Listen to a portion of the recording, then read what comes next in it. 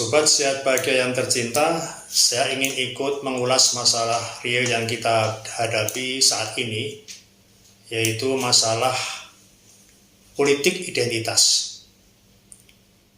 Seperti yang diharapkan oleh Presiden Joko Widodo dan banyak orang berharap bahwa pada pemilu tahun 2024 jangan lagi muncul politik identitas. Alasannya jika muncul lagi politik identitas, dikhawatirkan akan terjadi konflik horizontal yang tajam.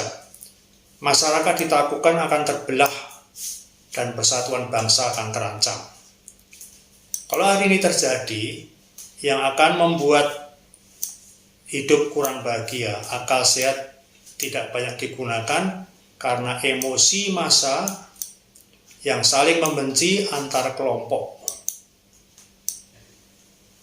akan merajalela. Kalau melihat akibat politik identitas seperti itu, beralasan sekali kalau dihindari. Tapi apakah bisa dihindari? Apakah memperlihatkan identitas sebenarnya alamiah terjadi di mana-mana?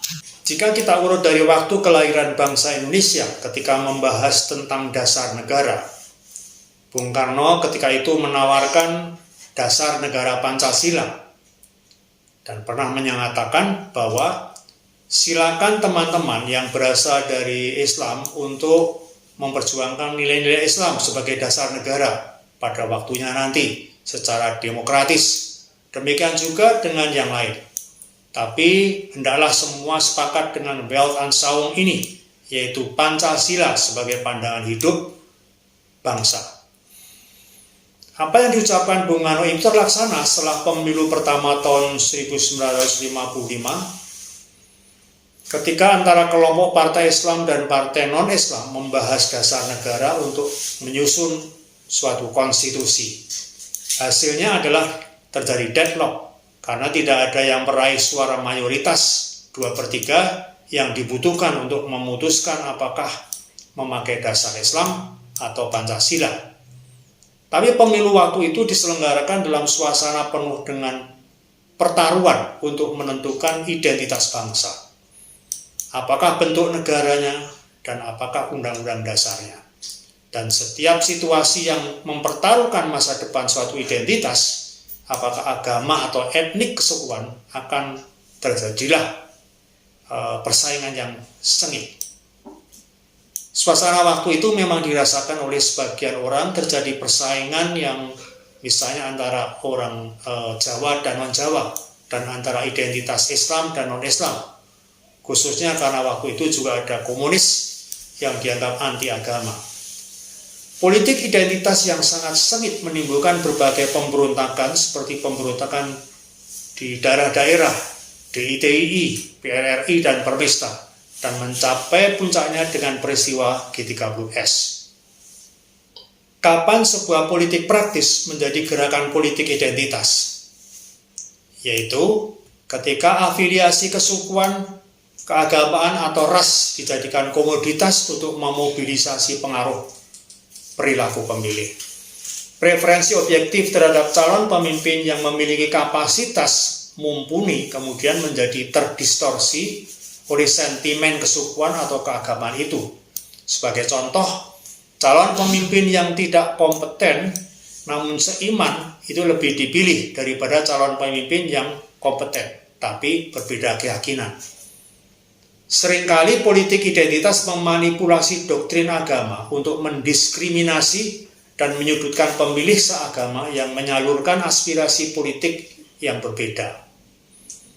Contoh politik identitas di negara lain adalah gerakan Afro-Amerika yang mengklaim persamaan ras, menuntut persamaan ras, gerakan kelompok adat yang memperjuangkan hak pengelolaan tanah ulayat, gerakan gender yang memperjuangkan kesetaraan dan keadilan dalam ketenaga kerjaan. Politik identitas berbeda dengan politik kebangsaan. Politik kebangsaan memahami keberadaan kelompok mayoritas dan minoritas. Namun, haluan politik ini bertujuan untuk mengakomodasi agar kedua kelompok menjadi tetap mempunyai posisi setara. Hal ini berbeda dengan politik identitas, di mana salah satu kelompok menuntut hak yang eksklusif. Dalam kacamata politik kebangsaan, keutuhan persatuan dan kesatuan bangsa Indonesia adalah di atas segalanya. Setiap warga dari latar belakang sosial, kultural, agama apapun memiliki hak dan kewajiban yang setara untuk berpartisipasi dalam politik. Sebaliknya, dalam perspektif politik identitas, pemenuhan hak satu kelompoklah yang menjadi tujuan utamanya, yang justru bisa menimbulkan ketegangan atau bahkan perpecahan antar kelompok. Namun politik praktis belum tentu membawa politik identitas. Adalah sebuah natural fitrah bahwa pelaku politik praktis adalah anggota masyarakat dengan kesamaan identitas tertentu. Misal, kesamaan visi misi politik, kesamaan geografis, kesamaan agama, dan lain-lain. Namun hal ini tidak serta-merta menjadikan setiap praktek politik sebagai gerakan politik identitas. Ada dua kondisi yang akan menimbulkan politik identitas dalam pemilu. Yang pertama, politik identitas akan meningkat jika keberadaan suatu identitas, apakah agama atau etnik, menjadi taruhannya. Contohnya ketika Pilkada DKI antara Ahok dan Anies. Sebagian orang merasa terjadi pertaruhan keberadaan identitas Islam dalam pilkada itu. Dan ternyata imbasnya berlanjut pada Pilpres antara Jokowi dan Prabowo. Contoh lain di zaman tahun 50-an ketika banyak orang yang merasa bahwa etnik dan agama mereka dipertaruhkan keberadaannya, seperti isu kebangkitan PKI dan hegemoni kekuasaan suku Jawa. Kedua isu ini bahkan membawa konflik bersenjata di sejumlah daerah di seluruh Indonesia. Faktor berikutnya adalah jika Pilpres atau pemilu merupakan persaingan yang ketat antara dua calon atau dua pihak yang berhadapan, dengan selisih suara yang diperkirakan kecil. Dan dua faktor itu memang telah terjadi pada Pilpres tahun 2014 dan 2019. Pada pemilu kontestasi partai-partai tidak terlalu kelihatan adanya politik identitas karena dengan 20.000 calon terlalu banyak faktor yang harus dilihat para pemilih, sehingga tidak akan terlihat jelas ada dua pihak yang bertarung mempertaruhkan keberadaan suatu identitas. Sebenarnya apakah isu politik identitas bisa diredam dalam waktu dekat? Saya perkirakan sulit terjadi. Karena secara natural, agama Islam sejak awal sudah berhubungan dengan politik. Sejak Nabi Muhammad SAW pindah ke Madinah, maka agama sudah berlangsung berkaitan dengan politik, menghadapi berbagai ancaman pihak penguasa Mekah maupun menghadapi masalah dalam internal di Madinah sendiri. Muncul persaingan agama dan etnik, misalnya dengan suku Yahudi. Hal ini berbeda dengan Buddha Gautama, misalnya, yang malah meninggalkan kerajaannya untuk mencari pencerahan, sehingga tidak menyentuh soal konflik politik atau menggunakan kekuasaan untuk mempertahankan keberadaannya. Umat Buddha sendiri kurang mementingkan pencarian pengikut.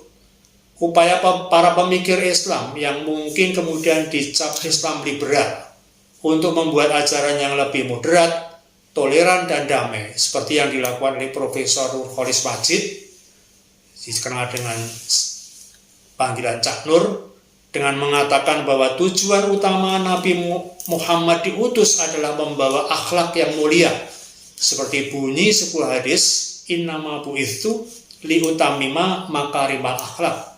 Tidak sekali-sekali saya diutus oleh Allah kecuali hanya satu, untuk menyempurnakan akhlak, yang artinya lebih daripada tujuan mengkoreksi kesalahan keyakinan agama lain yang masih sulit diterima.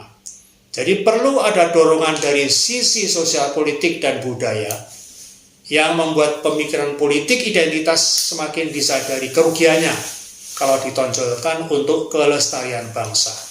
Di samping itu perlu juga upaya dari sisi pembaruan pemahaman agama tentang bagaimana sebenarnya pandangan yang tepat yang mengoreksi kepercayaan bahwa di sepanjang sejarah manusia dipercaya ada persaingan abadi sampai hari kiamat antara Islam dan non-Islam. Keyakinan seperti ini bisa menjadi sumber ketidaksukaan pada umat agama lain dan kemudian mengentalkan rasa identitas diri yang bersaing dengan identitas diri yang lain. Silakan para ulama Islam mengkajinya lebih lanjut untuk kita bisa mengurangi konflik karena politik identitas diri yang merugikan persatuan dan kebangsaan Indonesia.